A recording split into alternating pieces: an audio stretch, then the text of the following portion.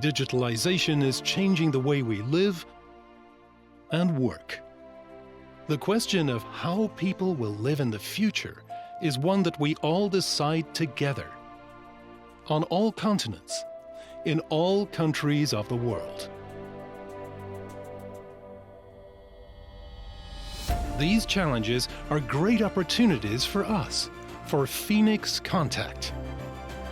The global society of the future needs our know-how, creativity, and passion. Needs us as innovators for industry and digitalization. We can give the right answers to the questions of today and tomorrow. Together, we will pave the way to the all-electric society. We're proud to make our contribution for a sustainable future. Empowering the all-electric society. Bonjour à tous et bienvenue dans notre webinaire de présentation de notre solution d'énergie management Mint. Donc dans les quelques minutes à venir, nous allons vous expliquer nos solutions d'optimisation de l'utilisation de l'énergie produite, de répartition et de management de l'énergie que vous allez consommer sur votre site. Donc je suis Willy Mulot, chef de produit automatisme chez Phoenix Contact et je suis disponible pour toute question pendant ou après ce webinaire. Nous allons commencer avec une brève présentation de l'entreprise Phoenix Contact, puis nous allons vous présenter globalement le but et le rôle d'un EMS, donc une solution d'énergie management, pour ensuite focaliser sur la solution Mint dans le cadre des infrastructures de recharge de véhicules électriques. Donc Phoenix Contact, nous sommes une société allemande dont le siège social se situe à Blomberg.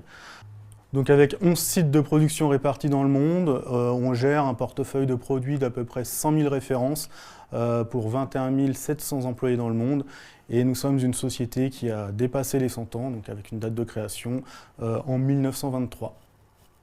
Nos domaines d'activité principaux seront toute la partie automation, tout ce qui pourra s'intégrer dans une armoire électrique, donc du contacteur au bloc de jonction à l'alimentation, et également une part de nouvelles activités depuis quelques années orientées notamment sur la mobilité électrique, donc les contrôleurs de charge, tout ce qui est câbles, inlet, outlet, les prises, etc.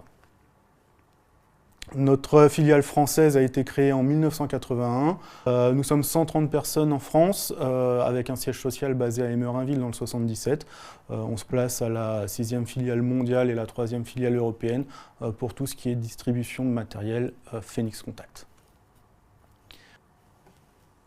Nous allons maintenant nous intéresser à l'EMS, donc l'Energy Management Solution, et voir en quelques graphiques les fonctionnalités que peuvent vous apporter un EMS, surtout pourquoi on va installer un EMS sur votre site, et les différentes options qui pourront s'intégrer à cet outil.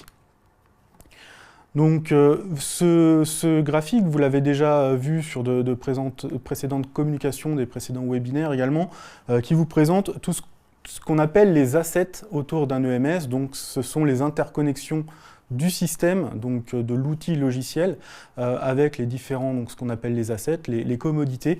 Ça peut être la connexion au grid, ça peut être la connexion à une production photovoltaïque, à des systèmes de production de froid éventuellement, de l'interconnexion avec un fournisseur d'énergie, donc pour pouvoir contrôler un tarif évolutif, donc des contrats flexibles comme on les appelle, également la partie revente, du stockage de batteries, enfin voilà, tout un tas d'assets comme on vous l'a déjà présenté précédemment. Et lors de cette session webinaire d'aujourd'hui, nous allons faire un petit focus, un zoom sur la partie infrastructure de recharge de véhicules électriques et voir ce que peut vous apporter l'EMS sur votre installation.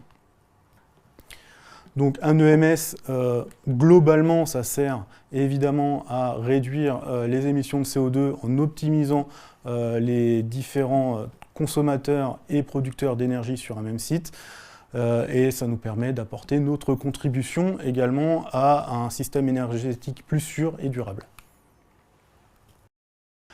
Au niveau des interconnexions, on a plusieurs façons d'intégrer un EMS sur un site global, donc en s'intéressant principalement à la production d'électricité, donc que ce soit du PV, de l'éolien ou autre chose. La consommation d'électricité, donc là on va s'intéresser à la partie IRVE, donc typiquement les bornes qu'on va avoir sur notre parking pour recharger les véhicules. La connexion évidemment au réseau électrique, par l'intermédiaire du transformateur qui distribuera l'énergie chez vous. Le stockage d'énergie éventuellement, qui se développe de plus en plus. Donc quand on a de la production PV, eh bien, il peut être intéressant de stocker l'énergie produite pour pouvoir la consommer un peu plus tard. La consommation électrique du bâtiment, de l'atelier, du bâtiment administratif ou autre, qui reste une donnée à prendre en compte, qui reste essentielle justement, pour éviter que l'infrastructure IRVE vienne faire tomber, entre guillemets, l'installation électrique, donc un atelier, une production ou un bâtiment administratif. Et l'idée est de pouvoir d'en tirer des bénéfices, donc en optimisant l'énergie autoproduite, donc avoir un gain financier sur cette énergie autoproduite. Également optimiser l'infrastructure de recharge, donc pouvoir charger les véhicules dans le meilleur laps de temps économique, mais également pour l'utilisateur, l'important étant d'avoir l'énergie nécessaire à la fin de la session de recharge. Également optimiser l'énergie stockée si on dispose d'un dispositif de stockage par batterie pour pouvoir également consommer cette énergie au moment où mon kilowattheure est facturé au plus cher ou au moment où ma production PV produira le moins. Pour tout cela, on va avoir besoin d'un système logiciel avancé pour pouvoir piloter toutes ces infrastructures. Donc ici, sur ces deux graphiques, on représente la différence entre une charge immédiate, qu'on va appeler plug and charge, et une charge pilotée par un système de monitoring comme Mint. On voit ici que sur le haut du graphique, les différentes couleurs représentent un utilisateur ou un véhicule. Dans une plage horaire déterminée, on va dire entre 8h et 9h sur le parking de notre entreprise, on va avoir tous les utilisateurs qui vont venir s'interfacer avec notre infrastructure de recharge et qui vont faire des appels de courant de puissance assez significatifs sur notre transformateur en amont, qu'on voit ici représenté par la courbe de charge qui serait la courbe bleue. Plus on va avancer dans le temps, plus les véhicules vont être rechargés, plus on va libérer une charge sur notre transformateur. Donc ça, c'est sur le premier graphique. Si on regarde sur le second, on voit qu'on a lissé cette charge transfo par un fusible qui sera virtuel, qui sera monitoré par le système d'energy management. Et sur un même nombre d'utilisateurs, un même nombre de véhicules, on va étaler les charges sur une période, sur la journée en fait, de travail de chaque utilisateur. À cela, on va affecter des profils ou des priorités en fonction des utilisateurs. Une personne sédentaire qui va rester sur le site 8 à 10 heures par jour, on peut aisément lui décaler sa charge sur la journée, l'important étant qu'il soit chargé à la fin de la journée au moment où il va partir. Il n'a pas besoin de déclencher une charge à 8 ou 9 heures lorsqu'il arrive au bureau. De la même façon, un personnel plus externe ou qui ferait des interventions à l'extérieur, lui aura besoin de charger immédiatement dès qu'il arrive pour pouvoir repartir en intervention le plus tôt possible. Un véhicule également, on peut attribuer une priorité à un véhicule de service si on le souhaite, dire que tel véhicule, dès qu'il est branché, il va bénéficier d'une recharge soit immédiate, soit une recharge étalée sur la durée parce qu'il est moins prioritaire par rapport à d'autres. Ça peut être également un profil visiteur, un profil VIP qui peut être déterminé par rapport à un emplacement, donc la borne de recharge, ou par rapport à une identification utilisateur. Tout ça, ça peut être géré par l'EMS, donc par Mint, et ça permet de réduire, et c'est ça la donnée la plus importante et la plus intéressante, réduire en moyenne de notre historique maintenant, de 3,7 fois la réduction donc, du pic de charge de notre fameux transformateur. Donc, on ne voit pas très bien les valeurs à l'écran, mais on représente sur la charge de la courbe bleue, donc la courbe transfo, une réduction de 3,7 fois le pic.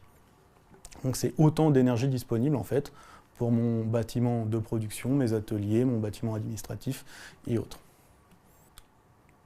Donc la nécessité d'un système avancé se fait également par la planification. Ce n'est pas un outil plug and play universel qui fonctionnera de la même façon chez tous les clients. Donc pour nous, l'important de la mise en place d'un EMS, ce qui est très important, c'est de faire une phase de planification, d'étudier réellement les besoins concrets du client, savoir comment il veut fonctionner, est-ce qu'il veut prioriser des personnes, des véhicules, des plages horaires, est-ce qu'il veut se lier à un contrat flexible ou autre. On doit savoir comment fonctionne le site pour mettre en œuvre cet EMS. Ensuite, il y a toute une phase d'intégration où là, Phoenix Contact n'intervient pas sur tout ce qui est en gros travaux. On laisse un intégrateur venir piloter le chantier s'il y a de la VRD, s'il y a de l'installation électrique. On laisse l'intégrateur intervenir sur cette partie-là. Puis on vient pour la partie d'optimisation, donc je dirais en deux phases. La première étant la phase de mise en route où Phoenix Contact accompagnera l'intégrateur pour s'assurer que ce qui a été planifié avec le client final est bien livrable et livré le jour de la mise en route. Et l'optimisation peut optionnellement se faire en continu par un apprentissage automatique de l'EMS à travers le cloud et une intelligence artificielle qui va venir apprendre des données du site et faire évoluer et optimiser tout au long de l'année les consommations et les scénarios de charge, de décharge et autres, si on a de la batterie, du PV et d'autres équipements. On va zoomer un petit peu plus sur le rôle de Mint dans toute cette infrastructure.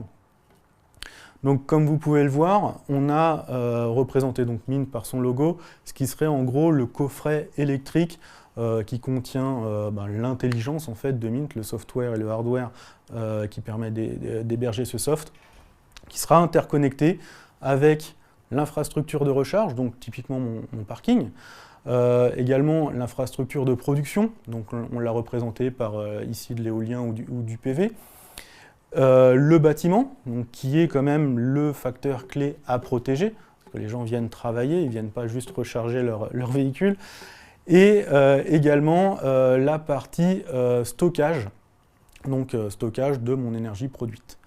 Tout ça étant également raccordé bien évidemment au grid, donc au réseau électrique. Donc ici, on est vraiment sur la partie locale de l'infrastructure où Mint jouera un petit peu le rôle de chef d'orchestre qui dira au moment où je produis à plein, est-ce que je vais charger mes véhicules au maximum ou est-ce que je vais charger mes batteries en prévision justement de charge future planifiée. Est-ce que je vais plutôt utiliser de l'énergie du grid plutôt que de l'énergie renouvelable pour ma charge à l'instant T. Donc tout ça, ça se fait en local sans aucun souci. C'est la première phase, première option qu'on appelle nous Mint Base. Mint Base permet notamment et surtout, je dirais, de protéger l'installation qui est en amont, donc le bâtiment. L'idée, c'est que quand les collaborateurs arrivent sur le parking de l'entreprise le matin, qu'ils mettent tous leurs véhicules en charge, qu'ils ne fassent pas tomber l'énergie côté atelier de production ou bâtiment administratif. Le cœur de l'entreprise reste quand même ces bâtiments, ces outils de production. La deuxième option, c'est ce qu'on va appeler la version Advanced, la version Cloud, ou en tout cas la version interconnectée. Donc ici, on va agréger toutes les données terrain en temps réel de production d'énergie, de niveau de batterie, de nombre de bornes actuellement en charge, donc le nombre de véhicules connectés, et on va pousser toute cette donnée-là vers ce qu'on appelle un data lake qui va agréger cette donnée. Et de ce data lake ou data hub, on va interconnecter tout un tas de services. Ça peut être un service de forecast météo qui va justement renseigner l'outil Mint sur l'évolution de la météo dans la journée, donc notre futur rendement PV éventuel. Si on prévoit une journée ensoleillée ou pluvieuse, eh bien on ne va pas interagir de la même façon sur notre charge de batterie ou charge de véhicule. On va également s'interfacer avec une app qui va permettre à l'utilisateur, dans des cas exceptionnels, particuliers, où il doit déroger à son profil habituel, il va pouvoir signaler à l'outil qu'il va partir à telle heure ou qu'il a besoin de faire tant de kilomètres pour telle heure. Donc avec cette application, on va prendre l'exemple d'une personne qui a un profil sédentaire dans l'entreprise et donc qui a entre guillemets un droit de charge entre 8h et 18h tout au long de la journée, et on laisse l'outil Mint décider à quel moment il va déclencher la charge. À travers l'application, il peut déclarer qu'aujourd'hui, il va quitter l'entreprise à 15h, donc il a besoin vraiment d'avoir une charge entre 11h et 15h, donc ça c'est l'outil qui le calcule automatiquement. En tout cas, il va pouvoir dire à l'outil, à 15h je dois être parti et j'ai besoin de tant de kilomètres. Donc ça peut être pris en compte. On peut également, à travers la solution cloud, générer des rapports ESG pour justement justifier d'un bilan carbone réduit, de l'utilisation d'une énergie autoproduite plutôt que de l'énergie sur le réseau. On peut générer tout un tas de rapports. On peut s'interconnecter également avec des outils d'entreprise, des ERP et autres, pour intégrer un planning d'utilisateur directement dans l'outil. Je prendrai pour exemple un commercial qui a son planning qui est préenregistré et qu'il utilise au quotidien. L'outil Mint pourra déterminer qu'il sera au bureau entre 12 et 14 heures aujourd'hui, qu'il a un rendez-vous à 16 heures à tel endroit, et s'assurer qu'en partant du bureau, il ait suffisamment d'énergie pour faire son rendez-vous et revenir éventuellement. On va maintenant détailler un petit peu plus les fonctions essentielles de l'EMS pour votre infrastructure, en commençant par la version de base. Donc vraiment, la version Mint base, elle permet de couvrir une grosse majorité des besoins actuels sur le marché. Quand je parle des besoins actuels du marché, le focus sur cette solution aujourd'hui reste quand même l'entreprise avec son parking, l'installation que j'appellerais l'installation privée. On ne parle pas d'une recharge publique où l'objectif numéro 1 est de charger le plus vite possible pour pouvoir facturer éventuellement le plus vite possible et le plus possible sur la même infrastructure. Ici, on ne va pas chercher un rendement de vitesse ou de facturation, on va chercher une optimisation de l'utilisation de notre énergie sur le site. Donc, sur la fonction essentielle de Mintbase, c'est le déclenchement des charges, donc via un badge RFID, hein, tout à fait classique. La priorisation de puissance de certains emplacements, si on le souhaite. Donc on peut avoir des emplacements en direction, des emplacements prioritaires, des véhicules d'atelier ou des emplacements visiteurs. On peut attribuer à chaque emplacement une puissance et une priorisation de puissance en fonction du rôle de chaque emplacement. Évidemment, le load balancing dynamique de l'installation, donc c'est une des fonctions essentielles qu'on va venir chercher avec un EMS, c'est de pouvoir dynamiquement, en fonction du nombre de véhicules connectés et de leur priorité, ajuster la demande, donc c'est-à-dire réduire la puissance sur certaines bornes non prioritaires et augmenter à l'inverse la puissance sur les bornes prioritaires en temps réel, tout en gardant un talon fusible qu'on aura déterminé nous-mêmes pour protéger l'infrastructure annexe. Donc ce qu'on va appeler l'infrastructure annexe sera, comme je disais, les bâtiments, les ateliers et autres. Donc, comme je viens de dire, la protection des départs, bâtiments et ateliers, et éviter toute surcharge sur le réseau. Donc une surcharge sur le réseau, ça ne veut pas forcément dire que on va couper la puissance sur le bâtiment ou sur l'atelier. Par contre, ça peut amener à des surfacturations non prévues. Si on a la capacité d'encaisser cette surcharge, mais que notre contrat ne prévoit pas cette surcharge, on est surfacturé. Donc sur des parcs d'entreprises, c'est quelque chose de relativement courant. Donc la gestion également et le pilotage de plusieurs marques et types de bornes, que ce soit DC ou AC, peu importe la marque, on sait très bien que le marché de l'IRVE est en plein essor depuis plusieurs années. Les infrastructures se mettent en place par phase. On peut commencer avec quelques bornes au départ sur notre parking et déployer, dans le cadre de travaux d'ombrières ou autres, d'autres marques, d'autres types de bornes. L'EMS permet d'interconnecter tout le monde de façon haute en couche haute, donc en supervision, sans se soucier de la marque ou d'un outil propriétaire du fabricant de bornes. Donc ça permet vraiment de mixer les installations si nécessaire, et également optimiser évidemment la consommation de l'énergie produite. Donc je parlais du cas d'ombrières photovoltaïques éventuellement. Et lorsqu'on déploie ce type d'infrastructure, il est toujours intéressant d'avoir un EMS au milieu pour pouvoir profiter au mieux de l'énergie qui sera produite par cette ombrière et la redistribuer sur la borne de recharge. On passe ensuite à la version Advanced, donc pour optimiser maintenant vraiment le coût du kilowattheure et ne pas sacrifier le confort utilisateur, ce qui est très important. Donc ici, on va pouvoir donc déclencher des charges via une app, comme je le disais précédemment, pour déclarer son heure de départ et son besoin en énergie. On va prioriser la puissance, comme je le disais également tout à l'heure, par rapport à un profil utilisateur et non plus par rapport à un emplacement utilisateur. Donc là, le directeur de l'usine a un profil qui sera peut-être plus VIP et il aura le droit d'une charge à pleine puissance. Le commercial externe qui fait des allers-retours entre l'entreprise et ses rendez-vous clients également aura le droit, s'il en est décidé ainsi, de charger immédiatement à pleine puissance. Et à contrario, les utilisateurs plus internes qui restent sur une plage de durée beaucoup plus longue dans la journée sur le site, on va soit baisser la puissance, soit décaler leur charge ou moduler leur charge en fonction des VIP qui seront branchés autour. C'est tout à fait réalisable.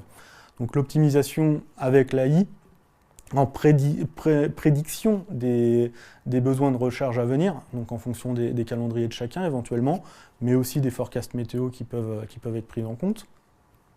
La tarification dynamique, donc il est possible de, par exemple, si vous avez, comme ça peut être le cas chez nous actuellement, une plage horaire où vous avez un surcoût du kilowatt, on va dire entre 9 et 11 heures par exemple le matin, au moment où en plus beaucoup d'utilisateurs cherchent à brancher leur véhicule, on peut, dans une plage horaire donnée, arrêter tout ordre de charge, donc interdire toute charge pendant cette plage de surtarification et la reprendre automatiquement une fois qu'on aura dépassé cette plage horaire pour retourner à un tarif normal.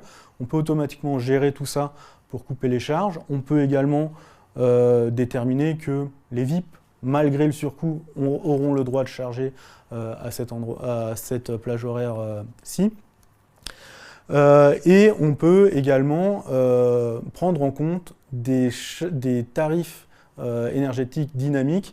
Alors, pour l'instant, en tout cas en France, ce n'est pas encore beaucoup le cas, mais on risque d'y venir à terme, à avoir des heures creuses et heures pleines, ou en tout cas des heures surtaxées ou moins taxées de façon dynamique dans la journée en fonction peut-être de la production du producteur d'énergie français, ou en tout cas celui avec qui vous aurez contracté, avoir un tarif dynamique sur l'heure, sur le quart d'heure, sur la demi-heure, et pouvoir intégrer cette donnée-là directement dans l'EMS qui va prendre en compte cette donnée pour optimiser le coût de son kilowatt au mieux sur sa session de recharge.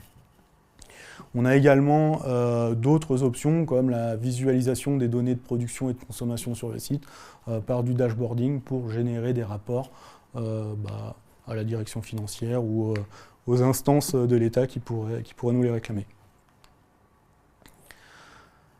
Et vient ensuite une troisième phase, ou en tout cas une troisième option sur notre EMS qu'on va appeler Mine Custom.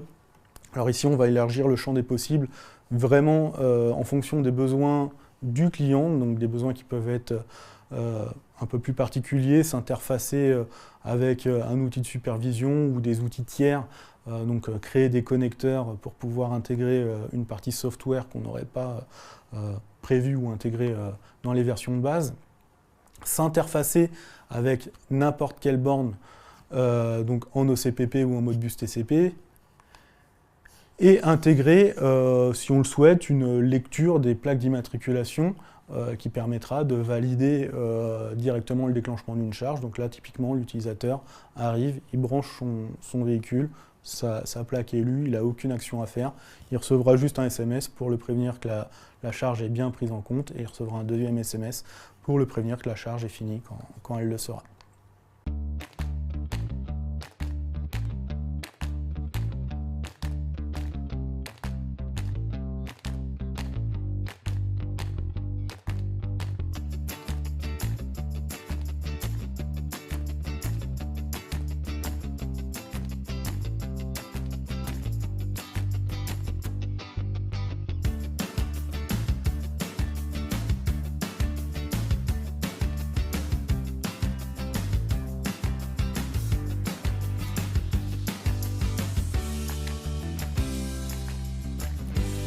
Avec Mint, il est possible de lancer les charges grâce à la reconnaissance automatique des plaques d'immatriculation.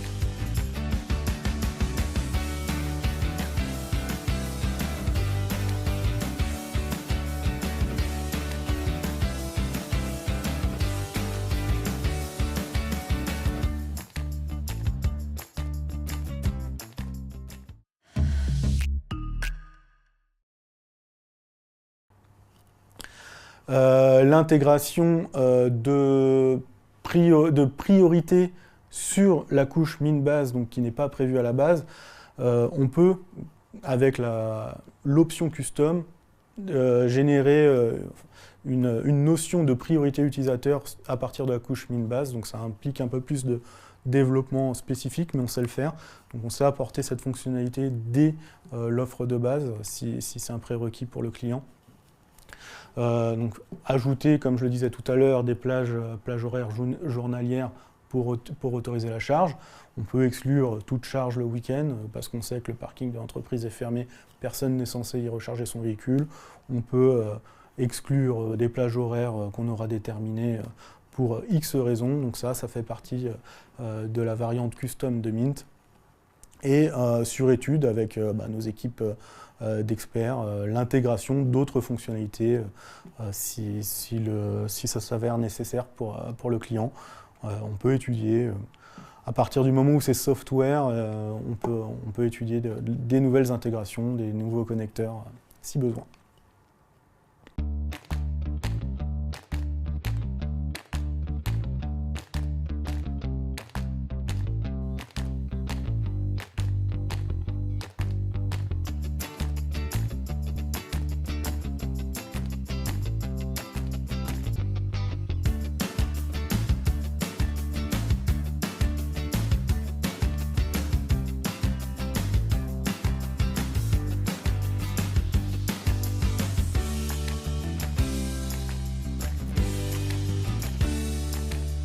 Avec Mint, il est possible de décaler et de planifier automatiquement le lancement des charges lorsque le coût de l'énergie est le moins cher dans la journée.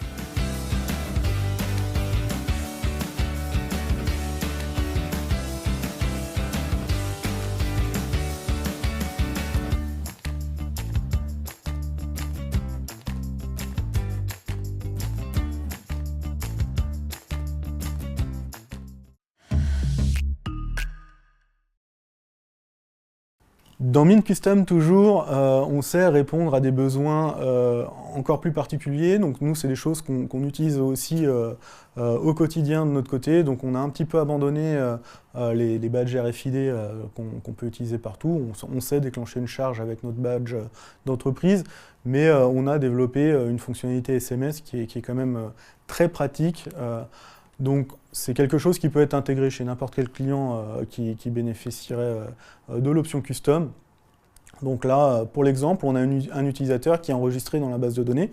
Il est enregistré et identifié à travers son numéro de téléphone, donc son numéro de téléphone pro en général, qui va lancer une commande de charge à notre serveur de SMS que j'ai appelé borne de recharge PXC. Donc on va envoyer une commande start, donc start 3, pour dire que je veux démarrer ma charge sur l'emplacement 3. À partir du moment où j'ai déclenché ce SMS, je reçois un premier SMS qui va m'indiquer qu'il a bien reçu ma demande de charge, qu'il l'a validée, donc il l'autorise, et qu'il va démarrer une recharge. À la fin du cycle de charge, je reçois un dernier SMS pour me dire que ma charge est arrêtée et que j'ai consommé tant de kilowatts. C'est assez intéressant également, ce mode de déclenchement, de recevoir un SMS d'alerte s'il y a eu une charge interrompue pour une cause de défaillance, de défaut. On va recevoir un SMS d'alerte pour nous prévenir, attention, la charge n'est pas finie, vérifiez quand même que vous pouvez bien partir le soir avec suffisamment d'énergie.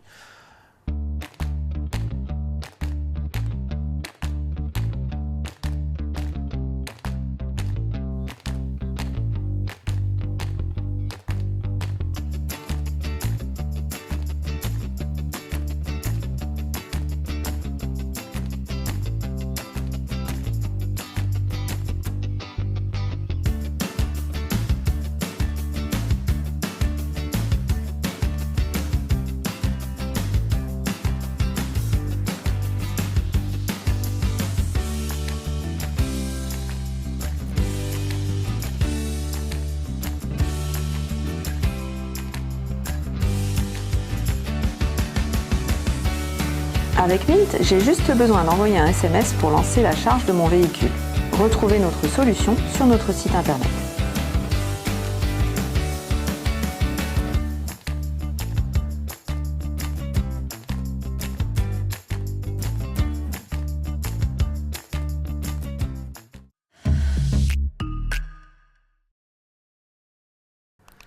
Dans le cas où je suis un utilisateur non autorisé, non enregistré, on va dire, un visiteur, typiquement, je vais faire exactement la même démarche. Je vais envoyer Start 3 au numéro que j'aurai scanné sur le QR code sur ma borne. Mais là, par contre, je vais recevoir un message qui va me demander un code de validation, qui va m'être fourni en fait par la personne de l'entreprise qui m'accueille.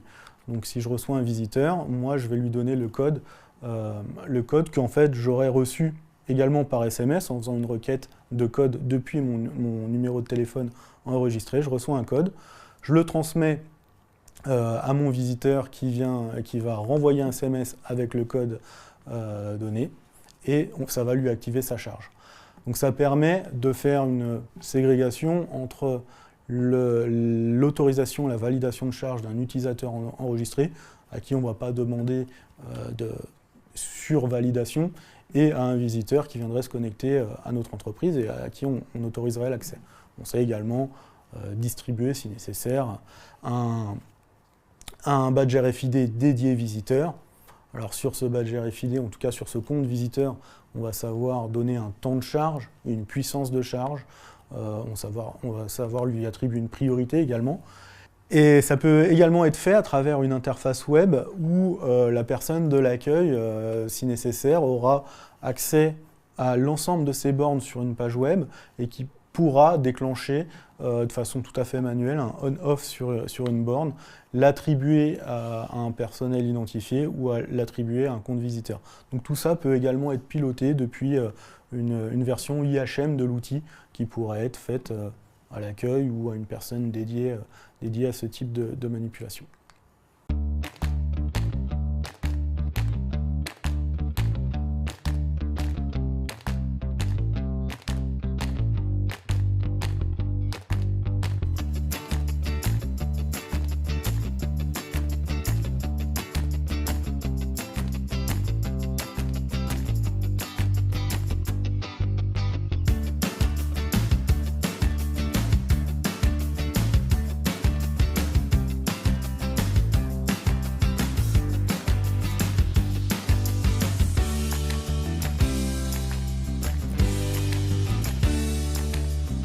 Avec Mint, il est possible d'avoir une gestion des utilisateurs simple et rapide afin d'autoriser les personnes à se charger.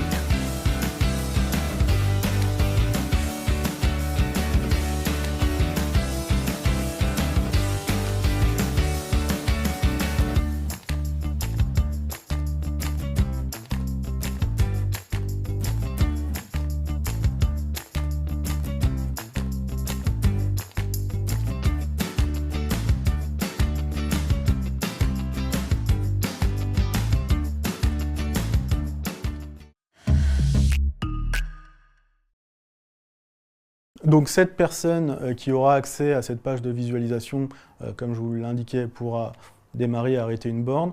Également l'attribuer à un personnel autorisé, en tout cas enregistré, mais aussi rajouter tout nouvel arrivant dans l'entreprise sur l'outil EMS pour lui autoriser ses charges. Donc c'est un simple tableau où on va indiquer le nom, le prénom, le numéro de téléphone qui est une donnée très importante si on déclenche une charge SMS, la plaque d'immatriculation et le tag RFID si nécessaire. Donc tout ça peut être managé de façon très simple par n'importe quel utilisateur qu'on aura formé quelques heures à l'utilisation de l'outil pour manager le parc de bornes de véhicules.